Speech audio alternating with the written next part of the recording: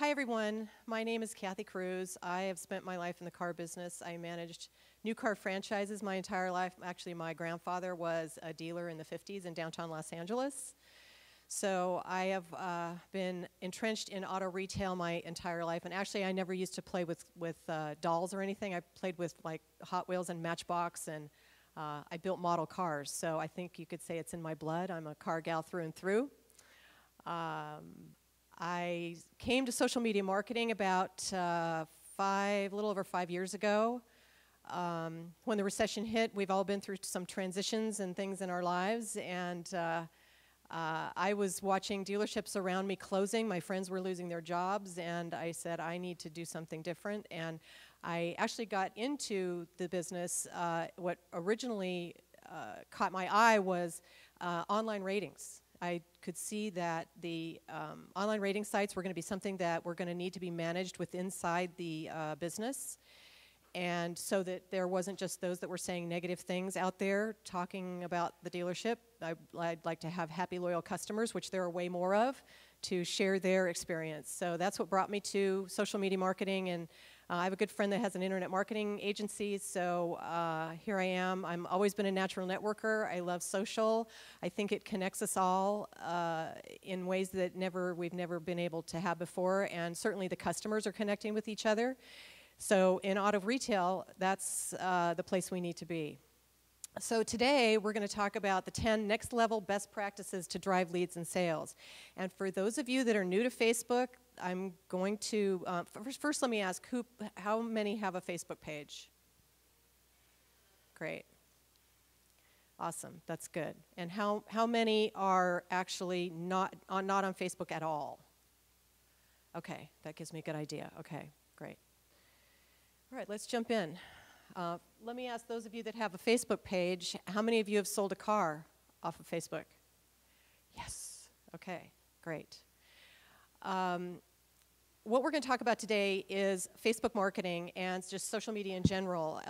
You know, the platform of Facebook is something that's very new to many dealers, but we'll talk about this idea of change. You know, we've all been through change with the recession in some way or another in our lives, even personal lives, business, whatever the case may be. Us and our customers. So we'll talk about what Facebook marketing is, why you need to do it, and actually give you some tips on how to do it so that when you go back to your dealership, you can implement them immediately. So auto retail for 2014 is actually 3 components. We're talking about targeted marketing.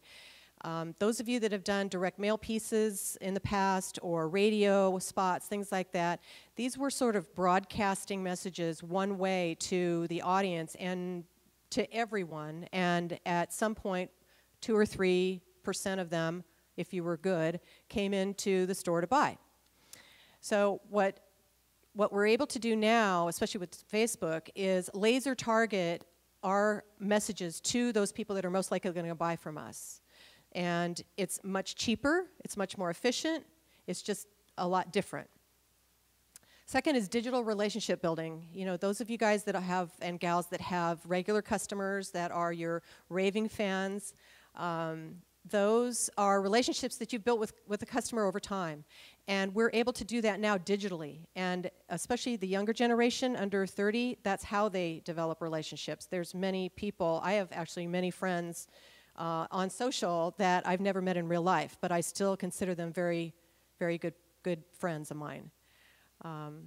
And then self-published content. This is another new component of marketing. We've always, when we were doing advertising, it was always, you know, advertise the vehicle in whatever publication. Never really had to worry about making up our own content. We had, if you were lucky, you had an advertising agency do it. But so we'll talk about all of these 3 and more today. Okay. And one other component, as I said, with online reputation is remember now the deer have guns. And I'm sure you guys know from some of you that have your online rating sites and have suffered the wrath of a negative review.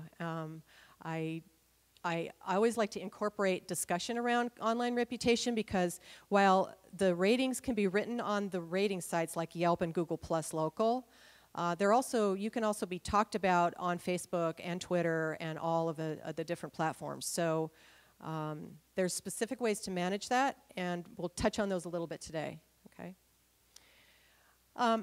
I don't know, have any of you ever heard of Avinash? He works for Google. He goes around the country talking about it. They call him the digital marketing evangelist.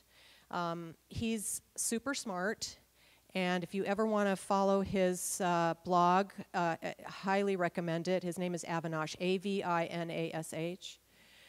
This is his newest idea about a marketing framework, and I think that it's awesome, actually. He basically takes, there's 3 separate kinds of customers in 3 separate consideration stages. First is the C customer, and these are people who buy and service cars. And then there's the think customer, people who buy and service cars and are thinking they need to. And then the do customer, people who buy and service cars, think they need to, and are ready to buy right now. We need to speak to all those consideration stages when we're marketing online. And as I wrote down here, your marketing and advertising must be broad enough to engage at each customer consideration stage.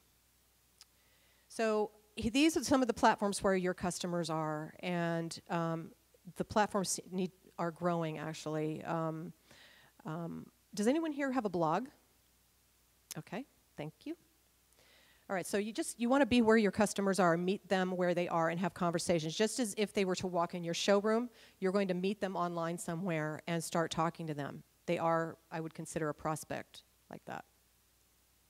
So today we're going to mostly talk about Facebook, which is the most frequently checked website on the internet. There's 852 million daily logins. 25% of those people log in 5 times a day. And 3.2 billion likes and comments every day. It's pretty massive. These are the top reasons that people like your page. They're already a fan in real life, and they want to show their affiliation. If they love you, they're a raving fan, they want to hook up with you there. Exclusive deals and discounts. Their friends like your page. And your content is engaging and highly shareable. The content is the things that you share on your Facebook page, the things that people will like and comment and share. Okay? We're going to talk a lot about content today, so it's really what drives your page. So let's talk about these 10 next level best practices to drive leads and sales. First is customer-centric marketing. I touched on that a second ago. It's if you sell something, you make a customer today, and if you help someone, you make a customer for life. This is a strange place for people that are dealers that have not been in the space before, and thinking about how can I help my customer purchase from me. It's actually how can I help my customer purchase, and hopefully they'll purchase from you if they see that you've tried to help them. It is all about the customer. It's all about who the customer is, what they are, what challenges they have, what activities they do during the day, what your community is like, where your store is. But it is all about the customer now. Okay? And again, we can use Facebook to touch each consideration stage that customer is in. The C customer that isn't, they're just kind of on Facebook, looking at their friends and family and see what's going on. You've got the think customer that's possibly ready to buy, but just thinking about it, and then the do customer that's actually ready to, okay?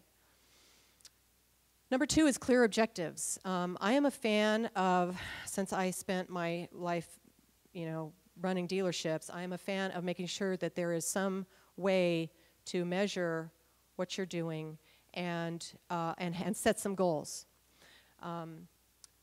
With respect to ROI, we want to make sure that what we're doing marketing-wise is paying off. So I have many people, when I speak to audiences, I have many people tell me, you can't sell cars on Facebook, or one of the many things that people will say about why not to be on Facebook. But you definitely, if you set goals and objectives and you measure what you do, you can tie them back to that and definitely judge whether you've spent money correctly. Here's an example of some objectives that you could set for your page. Okay, Maybe you want to grow 500 in-market likes by November 30th. In-market likes means your market area or your competitor's market area. There are some dealership Facebook pages that have likes from all over the country or sometimes all over the world, and people that like your page from those areas aren't really going to help you. They're not really going to buy from you. Next, you want to increase engagement by 10%. Engagement is people that are liking and commenting on and sharing your content. 10% or more, okay? Increase reach by 25,000. You can reach 25,000. You can reach much more than that weekly. Facebook has an analytics tool called Insights, and you can you take a look at that every day, and you can reach at least 25,000, and maybe you want to grow it to 25,000 or beyond, but these are just some examples. And of course, then generate 30 plus leads per month, okay? If you know what you're doing, you can definitely do that, okay? Great design, number 3, great design. You know, in marketing, we want to make sure our message is visually consistent. So I actually went on and looked up a couple of, Nicole that runs the convention gave me a couple names, and are any of you from these stores look familiar? It's J.D. Byrider and Right Way Automotive. Okay, this is your timeline cover. This is what goes at the heading of your Facebook page. And you can see there's people, this one here at the top, they kind of cut off their gals' heads right there. But you want to have some nice inviting people to look at when people come to your page. I shared this one down here. This is a local dealership where I'm at. It's a group of dealerships. And but you just get a good feeling when you look at that picture. When you see people, we as humans like to see other humans. This is kind of some examples. These are what not to do. The top one is some people that have not even bothered to put a cover shot at the top of their page. Facebook changed that a 1.5 years ago to be able to have that header up there. It's free real estate. You might as well take advantage of it. You can also have, it used to be you could only have a photo, but they just changed it recently, and you can actually put some marketing language up there or a call to action, an arrow to the like button that says, you know, click like our page. There's lots of opportunities, so take up the free real estate. This example right here, this is, it's a car, you know, meh. It's something that you might, of course you sell that, but it's not really representative. It's not a visual representation of your dealership's brand. And then down here, someone actually put, they put the Google Maps, I don't know how they even got it on there. And it's hard to tell because of the resolution here, but when you look at the page, it's really grainy. Yeah, if you want to have a map, I wouldn't recommend putting a map there. You definitely want to have people welcoming those that are visiting your page. You don't want to look like you're open. Number 4 is solid content strategy. These are things that what you're going to post on your page. Okay. I'm going to play this video right now, and I'll explain in a minute what it is.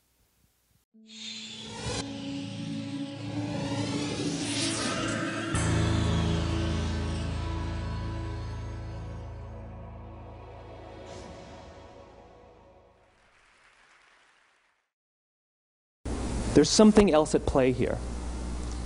About 3.5 years ago, I made a discovery.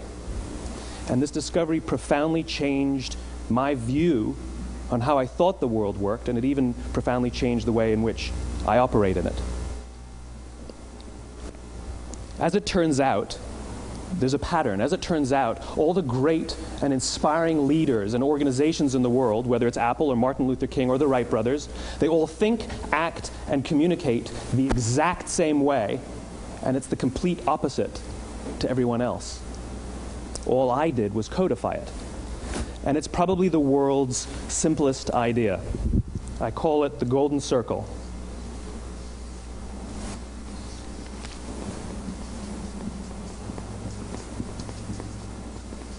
Why, how, what?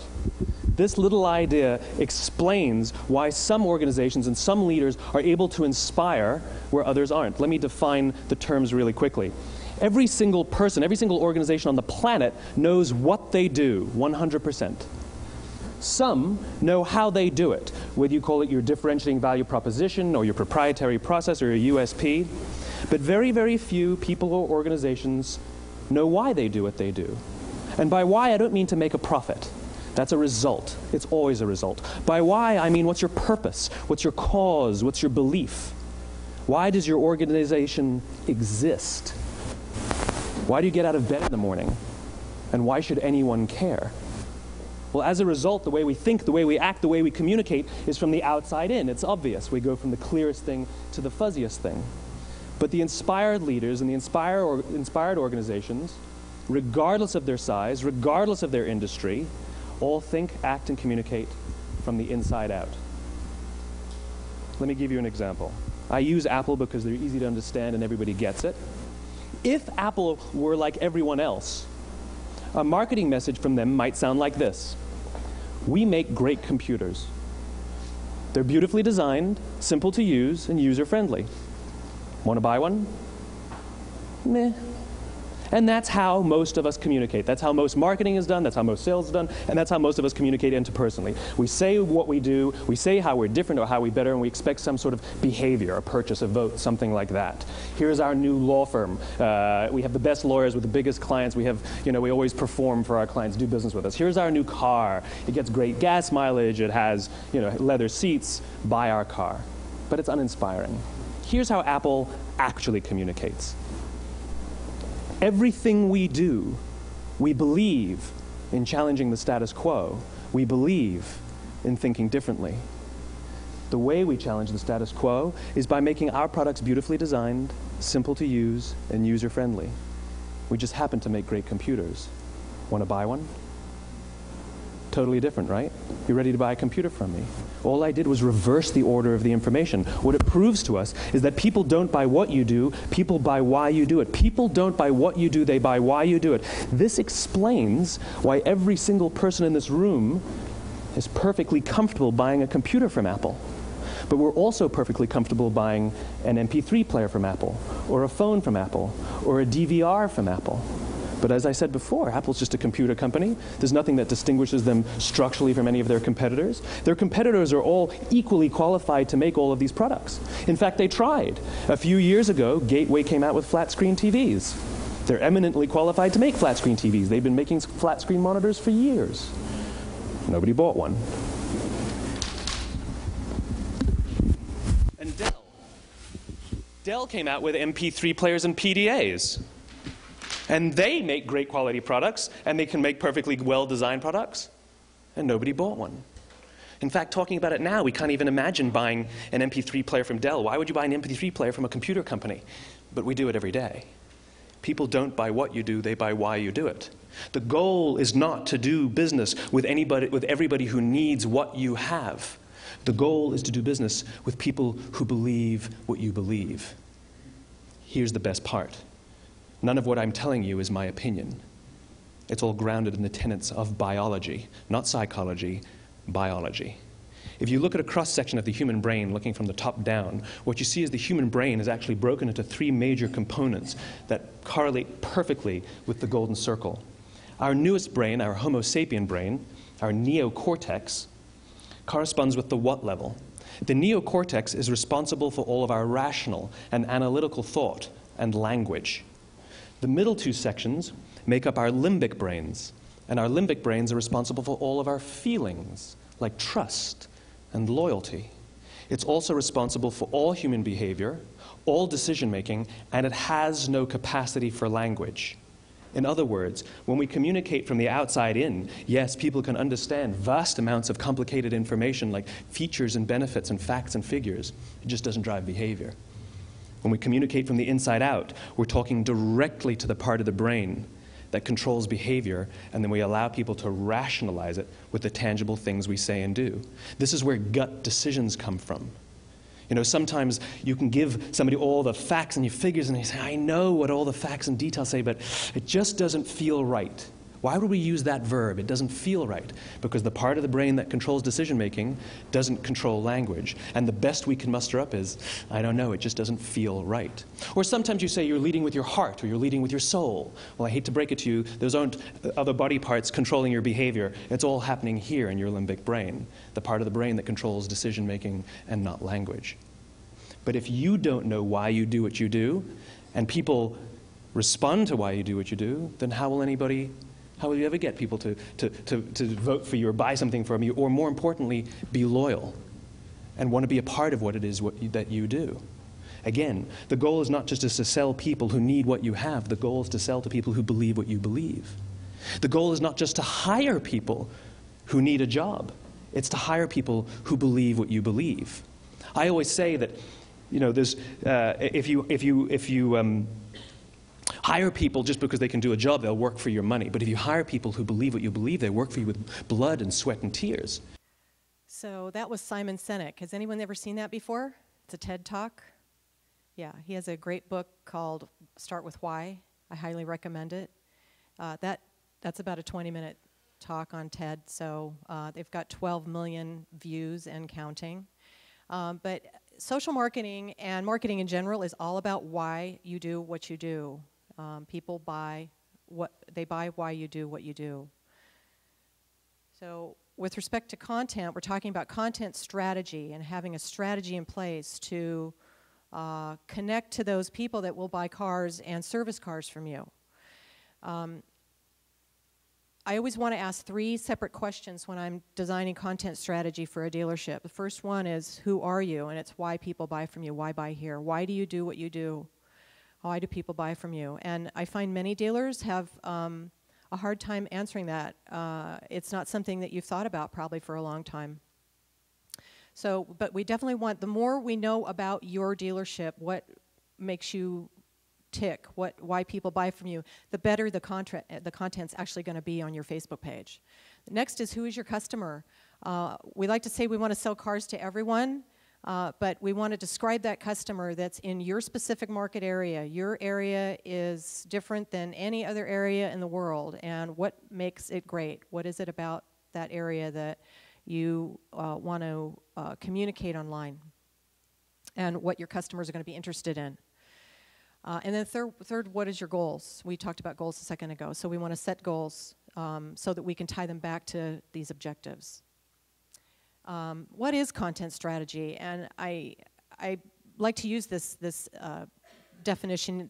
It really speaks to it. Their mindset, culture, and approach to delivering your customers' information needs in all the places they're searching for it across each stage of the buying process. That see, think, and do process. And whether you use social media or you're doing digital marketing, you're using Google for search, trying to get search results from Google, anywhere you're going digitally, you want to make sure that you have a solid content strategy in place and a way to speak to your customers and give them all the information that they're looking for. And if you can deliver that information in a great way, they're going to remember and they're going to buy from you. So with respect to when to post on Facebook, 2 to 3 times per day generally. We want morning, lunch, and early evening. You just think about when people normally check their email, and that's when people are generally on Facebook. And it's going to be different for you, but that's where you start when you're new. It may turn out to be different. You might get more traffic in the mornings than in the evenings, just kind of depends. But let the audience guide you on where they're interested and what they're looking at certain times of the day. And a couple of tools to help you guys be awesome. I recommend Post Planner. It's a Facebook app that you can schedule your content so that you can sit down once a week if you want, and find content, write content for your Facebook page and schedule it out in the future so that you don't have to worry about it every day. Post Planner also, Facebook will let you do that actually, but Post Planner, what the value of Post Planner is in addition to that, is that it gives you status update ideas, thought-provoking questions, cool quotes, things like that. It also has a content engine, and you can put any keyword that you want in the content engine and it'll come up, and the trending content on that keyword will come up. Great way to and it's nice. You could just click on it, it puts it into the scheduler, and off you go. If you guys want to use Post Planner, the guy that created it actually reached out to me a long time ago and had me use it for free. So he gives me a promo code for the first 30 days. It's 25 bucks a month or so. But for first 30 days, if you want to use Kruse Control, Kruse Control, you can get the first 30 days for free and test it out. And then the other is a app called WooBox. I'll show you in a little bit about what landing pages are, but you can do contests, customer loyalty, coupons, specials, things like that. It makes it really easy, and it's got analytics. WooBox, WOOBOX. That's also fairly reasonable. I think it's like $30 a month. So with respect to once you've designed your content, you want the right mix. And I always use the 70-20-10 rule to start with a page. First is 70% personality, which is non-automotive related content. This is the part that kind of gets people like, well, what is it? And when you've done a really good job at your content strategy and really defined who your customer is and what they're interested in, then you're going to get better at that personality type of content. Local sports teams, causes, things like that, just depends on your specific community. 20% is brand. This brand specific is your dealership's brand specific. It would be things like, I'll give you an example. I have a independent repair shop. They have a technician that rides his bike 50 miles to work every day. And so whenever we share content around that, people go crazy. It's highly engaging, interesting, and brings in that whole community of people that ride their bikes. And then 10% is products and services. Don't be afraid to share, a picture of a vehicle you've got on special or something that's actually telling people this is what I sell. I find actually some dealerships that are they use Facebook just to create interest in their brand, and they forget about the fact that they're actually, you can sell things. And especially with service specials, if any of you are servicing vehicles, I get a lot of engagement on Facebook pages from service specials. And the Facebook marketing rule, the number one probably that I would say is that if you have no engagement, then no one will see your content. So in reviewing some of the pages over the past few days that were in the Florida Independent Auto Dealers Association, I noticed there's some Facebook pages have 1,500 fans, but they've got no engagement. And probably those people are going out and going, yeah, look at me, I got 1,500 fans. Well, if you have no engagement, it doesn't matter if you have 1,500, 500, 1, 2, 10,000. Your content is not making it onto those news feeds of those people that like your page. You have to create engagement. People need to be liking and commenting and sharing on your content, or it's not going to be heard. Number 5 is a promotion strategy. This is how you're going to continually increase your fan base, how you're going to promote your page so that people will continue to like your page and interact with it. These are 5 tips to grow likes. First is create posts that inspire people to share. These can be memes, pictures that are shared around the internet with nice quotes or nice funny things. Those are highly shareable. A couple weeks ago, let me think, it was the Colorado floods, I think, that happened, and there was a picture that went around the internet, went viral, of a horse that was tied to a rail. I don't know if any of you guys saw it, but there was water rushing past it, and it looked like it was tied, but it actually wasn't tied to the rail at all. But there was a lot of conversation around it. So I volunteer at a horse rescue, and I run their Facebook page as a labor of love. So I shared that picture on a Friday night after the floods had come and gone, and it was a story about the person that owned the horse and how the horse was safe, and the horse's name was Socks. So I just shared the picture and the story, and I wrote Socks made it, and I shared it on a Friday night at about 9 o'clock, and I woke up the next day at 7, looked at Facebook, and that had been shared 700 times, and it shocked me. So this is the type of content that people will really engage with. It really mattered. So that happens very regularly. So growing likes on Facebook, the number one way to do it actually is to use Facebook ads. We're going to talk a little bit about Facebook ads in a minute. Offer exclusive deals for liking your page. Maybe run a email campaign or something, put signs in the store. Add Facebook social plugin to your website. Make sure people can like Facebook right there if they're visiting your website. And installing signs throughout the store. And for those of people that are smartphone users, which is a huge amount of people, put a QR code on your sign so that people can scan it and come and like your page. Okay. With respect to Facebook ads, the values, the ads platform has become so amazing in the past 6 months. For very little money, a few $100s a month, you can use ads to grow your page. You can use ads, and they will increase your engagement, your reach, everything. You know, ever since they went public, and we all know that it's all about revenue now for them, so they're looking for revenue. I've noticed, you know, being around Facebook and managing Facebook pages, is that when people are spending money on Facebook, they're actually getting more love from Facebook too. Sad is the case, but that is true.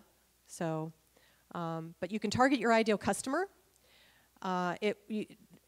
down to their likes, their specific interests, of course, their age, their location, the amount of money they make, very defined, laser targeted, like we talked earlier about targeted marketing.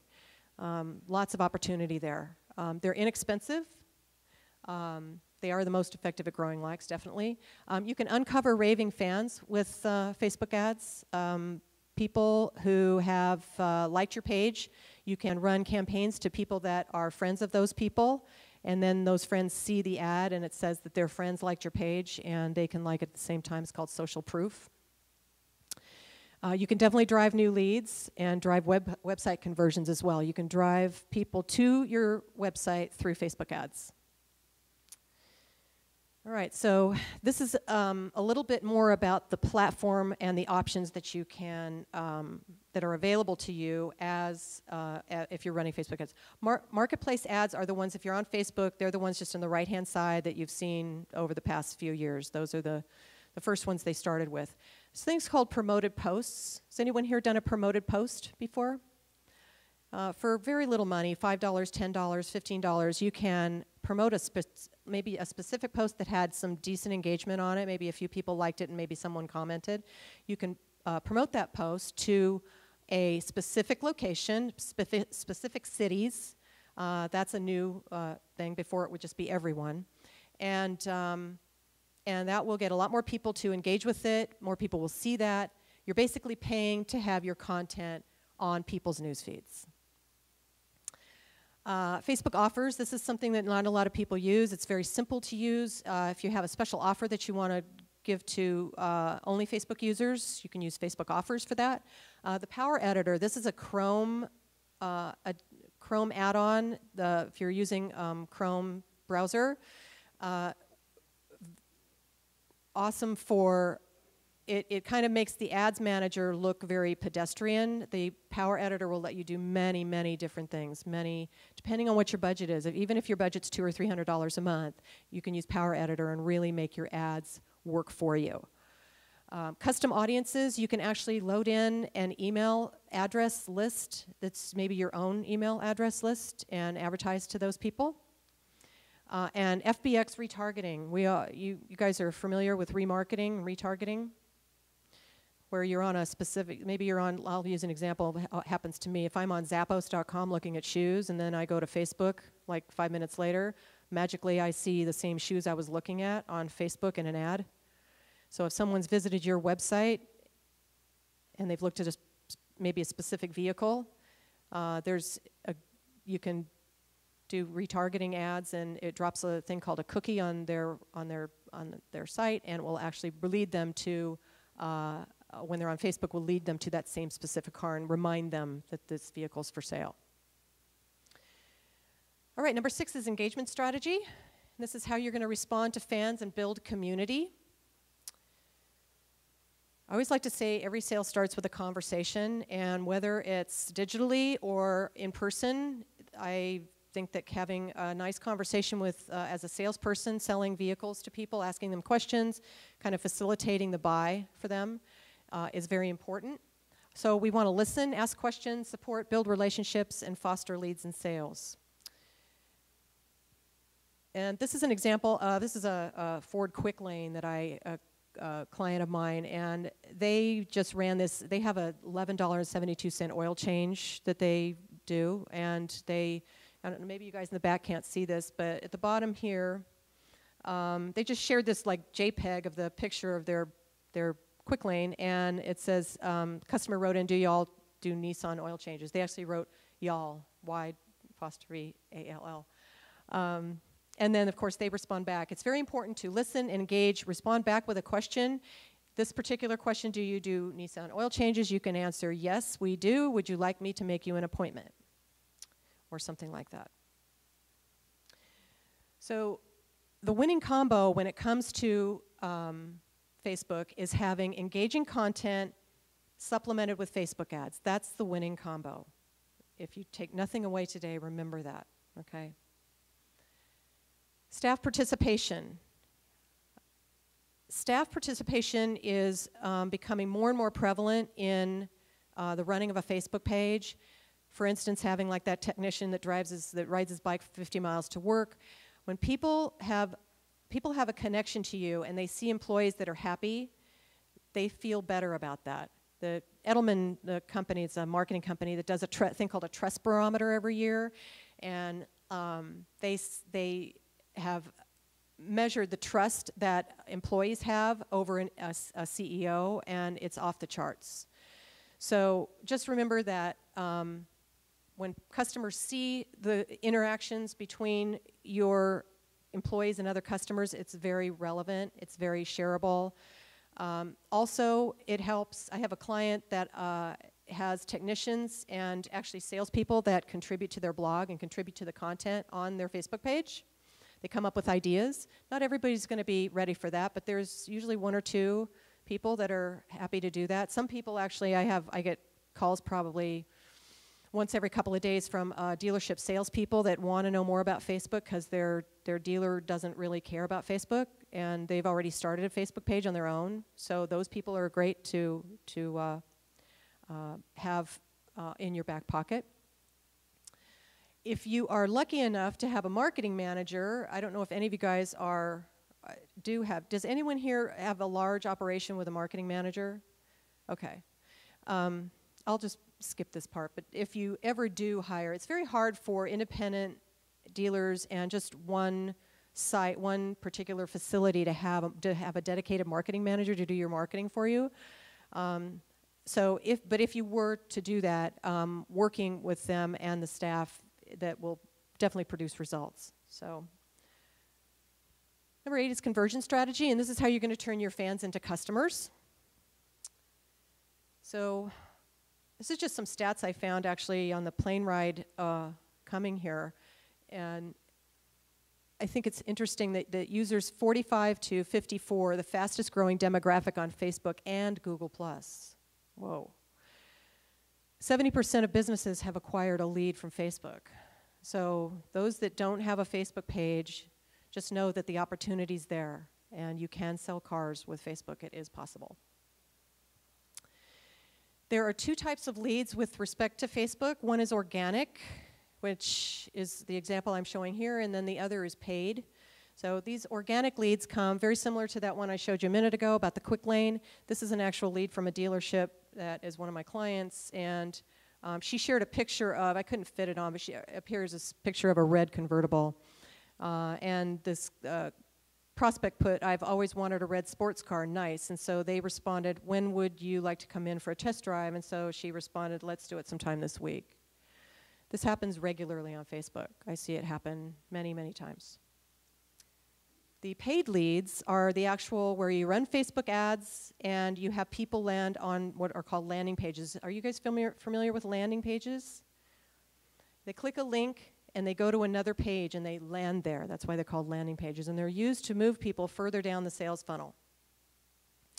With respect to Facebook, this area down here, if you've ever looked at a page, but this area down here where there's 4 little thumbnails, this one right here, if someone were on your page and clicked that, it would take them to this landing page. And WooBox, what I mentioned earlier, this is a WooBox landing page for you guys that want to know about what WooBox looks like. And and you can use, it used to be that people would actually go to your page and click on those apps in the old days before Facebook went public. Now you actually have to use Facebook ads to drive people to these landing pages. On the off chance that someone will click one of those apps, great, but normally your traffic is going to come from Facebook ads. So drive them to these landing pages. This was just a Labor Day special. This was actually, I think, a Ford OEM-based campaign. But down here, it's very hard to see, but it says, get a coupon for this offer. They fill in their email address, get a coupon. Done. There you have a lead.